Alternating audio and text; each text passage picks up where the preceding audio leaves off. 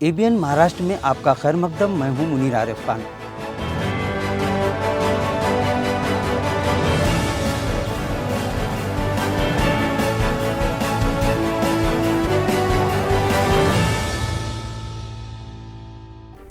ABN Maharashtra में आपका खैर मकदम। मैं हूं मुनीर आरिफ खान। नाजरीन, खबरें शुरू करने से पहले एक नज़र आज की अहम सुर्खियों पर। बुज़दिली और ईमान का कोई जोड़ नहीं। इस मुल्क में अमन और इंसाफ कायम करने के लिए हर तरह की कुर्बानी के लिए मुसलमानों के साथ साथ सेकुलर बिरादरान वतन भी रहे तैयार। मुल्क में हमारी बड़ी तादाद हमारी ताकत की है अलामत। आसाम में तहरीक अमन इंसाफ से मौलाना महमूद मदनी ने किया खिताब। मुस्लिम पर्सनल लॉ बोर्ड की लॉ कमीशन ऑफ इंडिया के चेयरमैन से मुलाकात। दो टोक अल्फाज में कमीशन को दिया जवाब। कहा, हमें UCC किसी हाल में नहीं मंजूर। और म्यूनिसिपल एडमिनिस्ट्रेटर जी श्रीकांत का अहम फैसला। अब घर की तामीर के लिए दी गई इजाज़त के मुताबिक तामीरात की जिम्मेदारी आर्किटेक्ट पर होगी आयद। इस सिलसिले में जल्द ही इजलास मुनाकिद करने का किया फैसला। नाजरीन, गुज़िश्ता दिन all India Muslim personal law board के एक वफ्द ने लॉ कमीशन ऑफ इंडिया के चेयरमैन और दीगर आला अफसरान से इनके दफ्तर में मुलाकात की और दो टोक अंदाज में कह दिया कि हमें यकसा सिविल कोड किसी हाल में मंजूर नहीं है। इस दौरान बोर्ड की जानिब से लॉ कमीशन के चेयरमैन को एक याददाश्त भी पेश की गई। वफ्द की सरपरस्ती मुस्लिम पर्सनल लॉ बोर्ड के सदर खालिद सैफुल्लाह रहमानी ने की।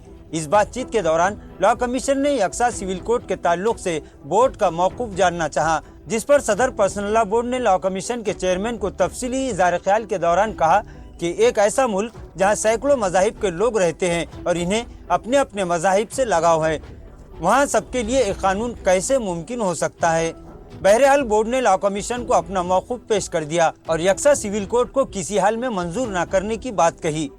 इसी तरह सुशील मोदी का वो बयान भी कमीशन को याद दिलाया जिसमें उन्होंने कबायली तबके को UCC से मुस्तस्ना रखने की बात कही थी।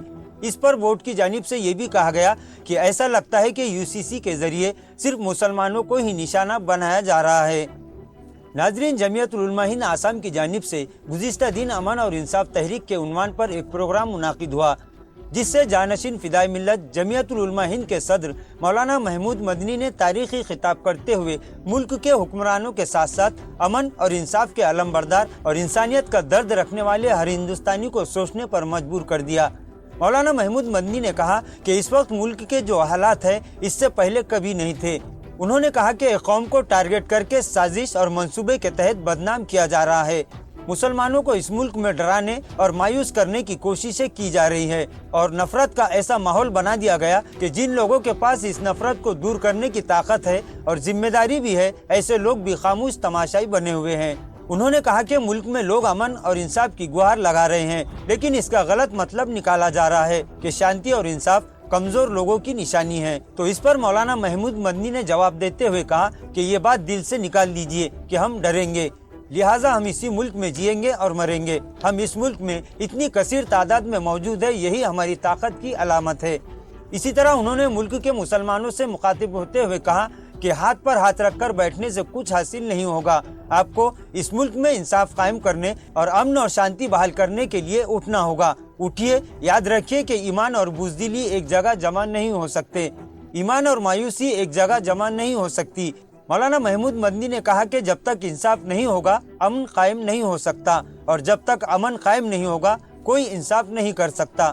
मौलाना महमूद मदनी ने मुल्क के मुसलमानों से अपील की कि रोना बंद कर दे। उन्होंने कहा कि रोने वालों को कभी मंजिल नहीं मिलती, बल्कि कोशिश कीजिए, अगर इस मुल्क को बचाना है और अमन और इंसाफ कायम करना है तो फिर आपको कुर्बानी देनी पड़ेगी। उन्होंने कहा कि बिना कुर्बानी के कुछ हासिल नहीं होगा। अगर आप कुर्बानी देंगे तो तारीख आपको हमेशा याद रखेगी।